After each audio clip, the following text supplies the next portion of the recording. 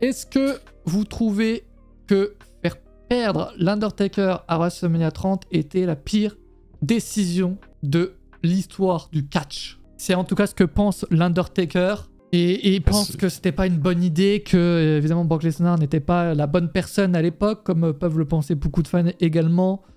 Il en a reparlé, c'est sûr qu'à l'époque il disait que voilà, il faisait confiance à Vince McMahon et tout et tout. En même temps, ben, tu te mets à sa place, c'est logique de dire ça. Tu sais, je pense qu'être à sa place, tu te dis ben, que t'aurais adoré ça pour prendre ta retraite puis dire je suis évacué à WrestleMania. C'est sûr qu'il y a beaucoup de scénarios qui auraient été meilleurs, comme celui de jamais perdre. Moi, ce scénario de jamais perdre à WrestleMania, je la trouve horrible. Parce que le but du catch, c'est de raconter des histoires et que une fois que tu deviens une légende, c'est d'aider ton prochain. Donc il faut perdre à un moment donné pour passer le flambeau, disons. Donc pour moi, ce scénario de jamais perdre à WrestleMania est tout bonnement horrible. En revanche, c'est vrai qu'il y a toujours cette question de timing. Est-ce que 2014 c'était une bonne année pour le faire perdre? Est-ce que Brock Lesnar était un bon adversaire pour le faire perdre? Ça peut être plus remis en question. En revanche, c'est sûr qu'on est 10 ans plus tard, 2024. C'est sûr qu'aujourd'hui, c'est plus facile de critiquer ses choix. Parce qu'aujourd'hui, tu peux dire, bah ouais, 2015, t'avais potentiellement Bray Wyatt. C'est peut-être la seule personne pour qui ça aurait été cool de lui faire gagner contre l'Undertaker. Et en plus, ils l'ont fait perdre. D'ailleurs, c'est de le faire revenir après sa défaite en 2014. Ouais, mais en même temps... En fait, le seul problème dans cette décision, je trouve, c'est que, en fait, ça représente bien l'ère Vince McMahon. C'est que, ok, on prend une décision pour tel jour, donc pour WrestleMania 30, je sais pas, c'est eu quel jour, et on verra après le show ce qu'on fait avec toi. on sait pas, voilà, on sait pas. Et c'est sûr que s'il prévoyait de continuer à catcher pendant des années encore, comme il l'a fait, c'est sûr que le faire perdre ce jour-là n'était peut-être pas forcément la meilleure des idées de ce point de vue-là. Après, faut pas oublier que c'est WrestleMania 30.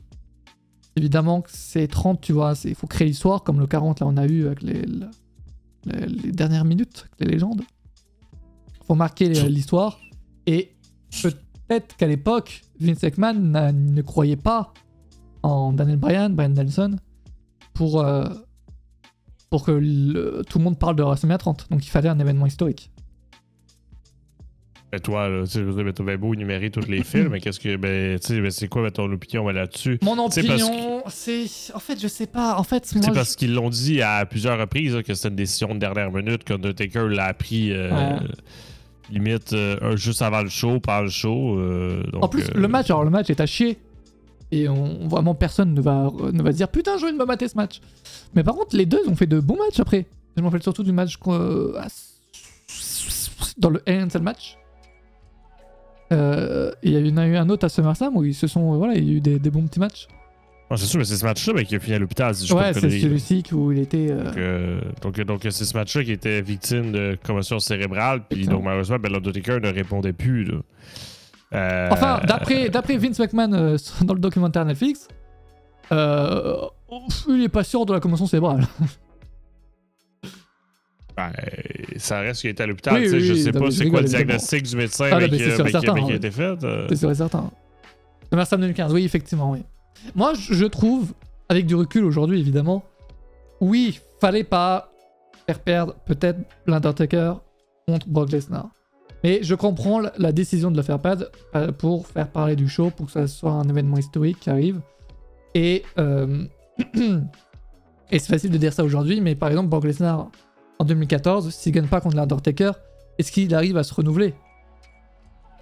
Tu vois, c'est tout ça la question. Plein de gens disent que Brock Lesnar n'en avait pas besoin. Est-ce que s'il n'avait pas eu ce truc-là, est-ce qu'il aurait continué dans cette voie-là aussi, tu vois? Bonne question. Ça, c'est bon, évidemment, des choses qu'on ne saura jamais. Évidemment. Mais on peut se poser la question.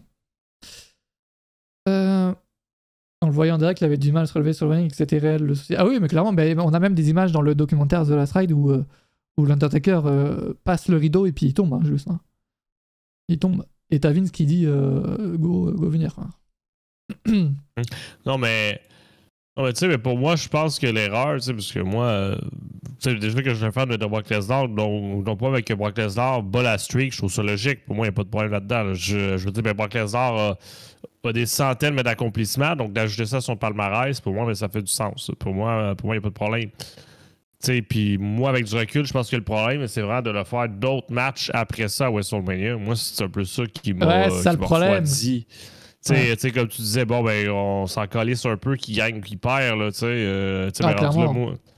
Moi, c'est ça qui m'a refroidi. Tu sais, je pense que ça aurait dû marquer aussi une certaine fin, du moins à WrestleMania pour l'Undertaker. En fait, cette fin de streak a totalement gâché sa fin de carrière à WrestleMania, quoi. C'est sûr qu'après les matchs-là, le match contre Bray Wyatt,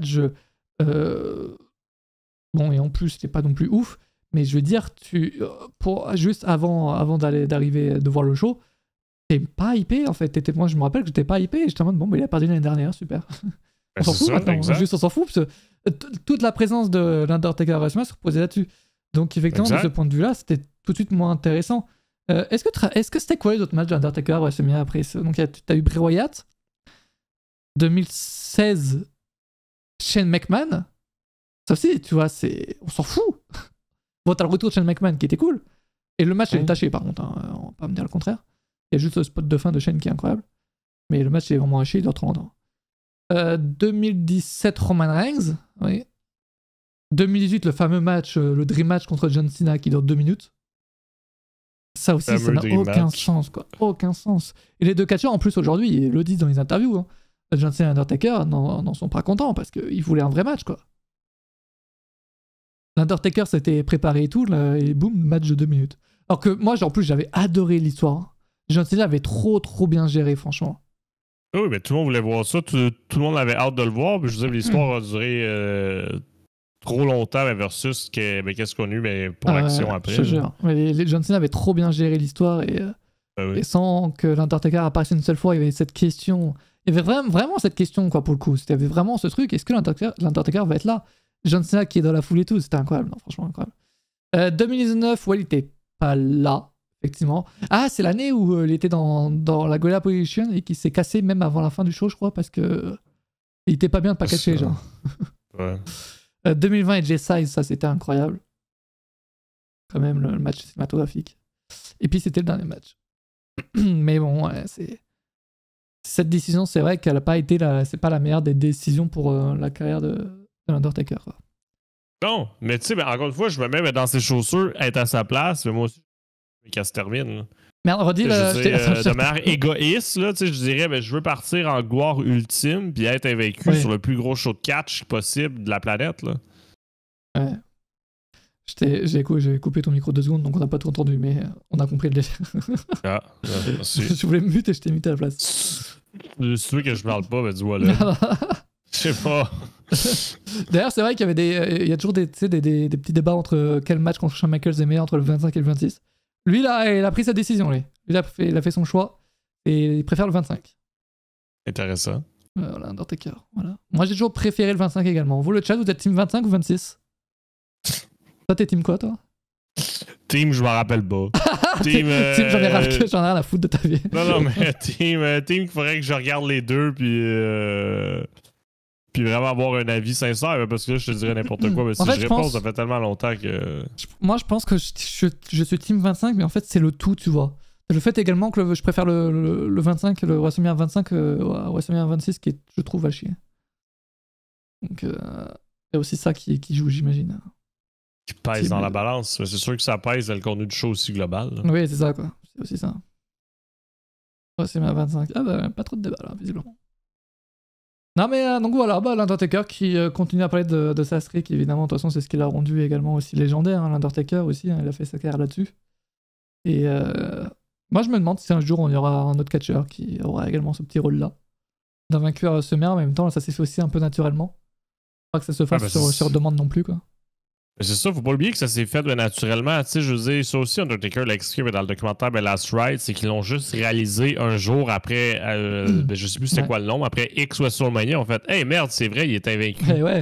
Bah après, on se rappelle tous de WrestleMania 9 où le résultat est assez... Je sais plus ce qui se passe exactement, parce que je sais qu'il se passe un truc chelou en mode disqualification, quoi. C'est quoi l'histoire? Ou peut-être que j'ai de la merde. C'est sûr, on peut lancer du Network puis regarder ça. Bah allez, go regarder WrestleMania 9. Il perd ou il gagne via DQ En fait, je crois qu'il gagne via DQ, mais ce qui se passe, c'est pas censé le faire gagner via DQ. Je crois que c'est ça l'histoire. Je sais plus c'est quoi. Ça fait longtemps que j'ai pas vu WrestleMania 9 et je compte pas le revoir de sitôt, vu la qualité du show de merde. Mais je crois que c'est. Je sais plus c'est quoi la fin exacte du match. Bianca Belair a jamais perdu. Ah ouais? Ah, Bianca Belair la bosse, hein, j'ai envie de te dire. La meilleure quelque chose, hein. Ah oui, l'Undertaker gagne par DQ parce que Gian Gonzalez l'endort. Ce qui n'a aucun sens. Genre quand t'as un catcheur qui endort un autre, normalement c'est celui-ci qui gagne. Je crois que c'est ça, ouais. Et t'imagines l'Undertaker aurait perdu comme ça? Bah la streak n'aurait pas existé. Super. Il se fait étrangler puis ça l'arrête par DQ. Je crois qu'il l'endort ou... Attends, il n'y a pas moyen de... Non, mais c'est peut-être parce qu'il... Est-ce que la soumission était légale? Oui, je crois que c'était juste une soumission classique, tu vois. Ah, il l'endort avec un produit? Bon, vous êtes en train de me chercher, je vais voir. Regarde, on va regarder WrestleMania 9. Je vais regarder WrestleMania 9 tout de suite. Est-ce qu'il y a la fin du match là-dedans ou pas? Bon. La WWE qui met que des extraits de match et sans la fin... Y a pas... J'imagine, je comprends pourquoi ce match n'est pas là sur internet, mais sinon le meilleur match pour la semaine de l'Undertaker, son deuxième match contre Triple H. Oh, le 28 il est incroyable, hein, le N-Cell match. Clairement. Bon bah écoute, on ne saura jamais. Jean Gonzalez, une légende, hein. Chloroforme. Je suis censé connaître le mot ou pas, les gars? C'est un produit qui est en Macard d'or. Ah ok, donc il y a un produit d'utiliser. Ok. Oh bah ça va alors. Ça va. Bref, voilà donc pour la streak. De toute façon, c'est Vince à l'époque, ses choix bizarres, mais qui peuvent aussi concerner. Mais après, en même temps, mets-toi à la place de Vince. Attention, je ne veux pas y être, mais imagine, tu dois booker WrestleMania 30. T'as la foule qui t'oblige à te mettre Daniel Bryan dans le main event, et en même temps...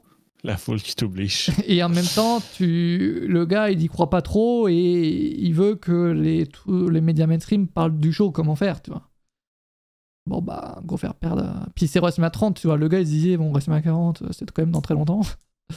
Vaut mieux faire perdre l'Undertaker au 30 qu'au 40, tu vois. C'est sûr qu'on sait pas dans quel état qu'il va être, vu l'état du match du 30.